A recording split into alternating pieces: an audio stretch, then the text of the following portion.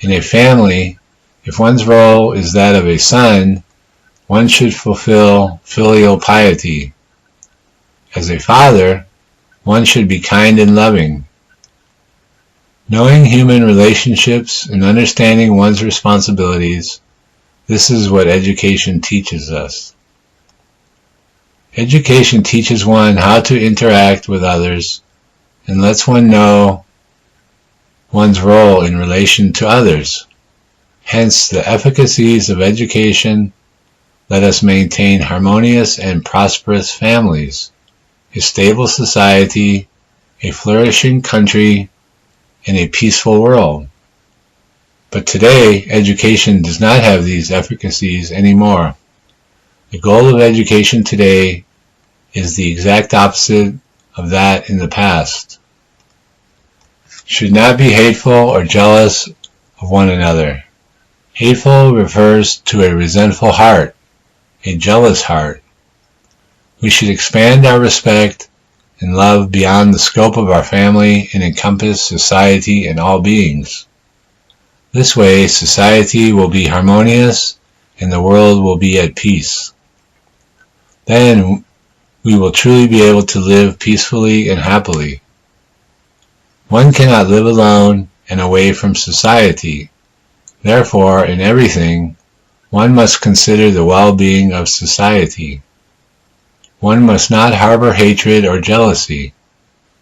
When one encounters an adverse condition or situation, one should contemplate it over and over and find the root cause.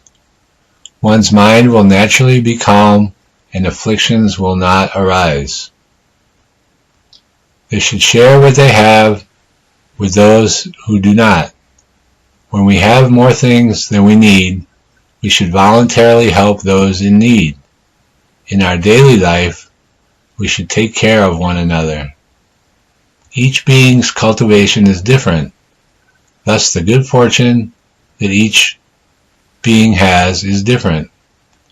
Those who have great good fortune should take care of those who have little good fortune.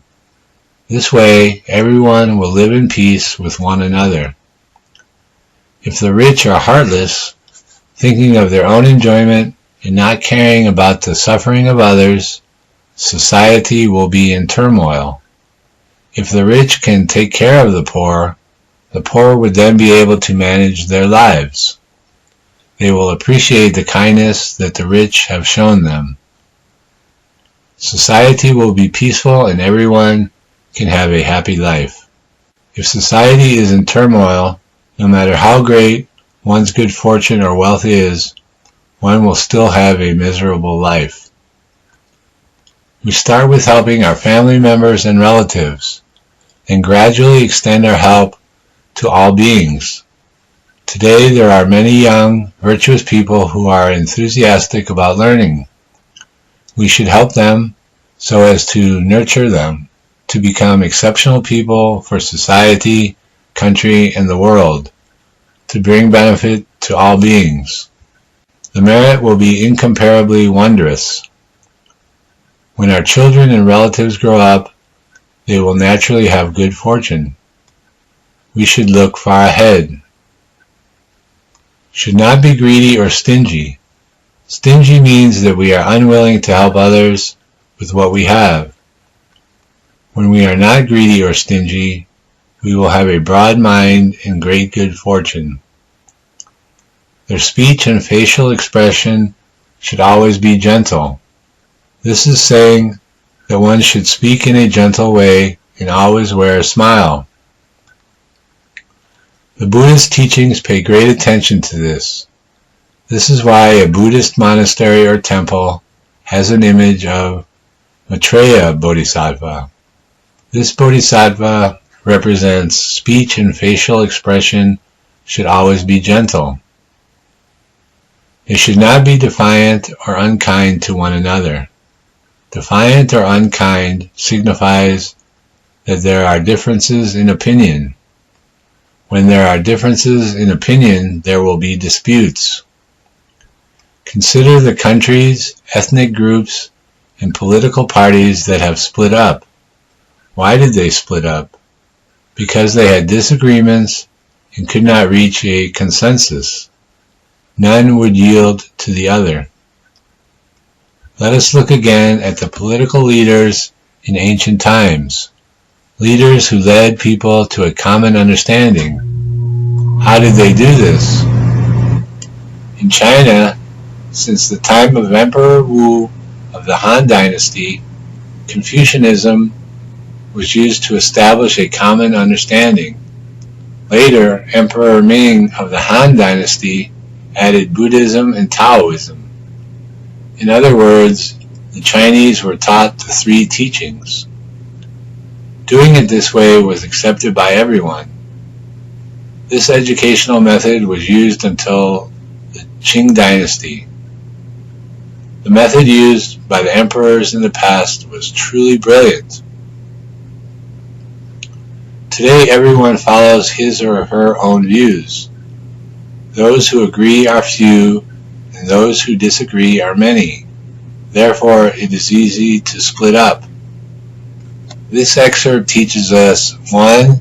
How members of a family and their relatives should get along with one another, and 2. How a family can become happy and harmonious. This is the foundation for our happiness throughout our lives. If every person follows the Buddha's teaching, he or she will behave properly and will not overstep the boundaries, even when there are differences in opinions or feelings of unfairness. Excerpt 35. In worldly matters, people alternate harming one another. Retribution may not occur right away. One should see through to this reality as soon as possible. The people in this world do not understand this truth, and they take revenge over and over, back and forth. They have a strong desire for vengeance. Revenge may not happen right away, but we should know that when an enmity is created, sooner or later revenge will come. Therefore, we should see through retribution and let go of enmity. We should completely change from within. This excerpt alerts us to guard against disasters, not just natural disasters, but more importantly, man-made ones. We may not be experiencing a disaster now, but we should be far-sighted and look into the future.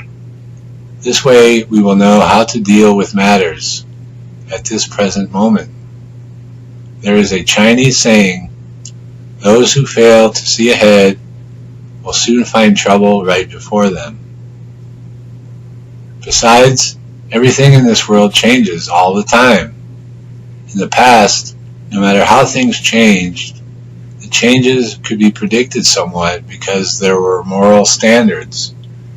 No matter which dynasty it was, things did not deviate much from the standards. Today, the standards have been discarded. The teachings of the ancient sages and the teachings of Confucius and Mencius have been discarded. Even the Buddha's teachings are unwanted. Therefore, people today are at a loss as to what to do. This is very frightening. Excerpt 36. All of you should consider carefully. Stay far away from all evils. Choose what is virtuous to diligently practice. Love, desire, prestige, and splendor cannot be had forever. There is no happiness at all. All of you should consider carefully. We should seriously contemplate everything. Understanding the truth, we will be diligent in our cultivation.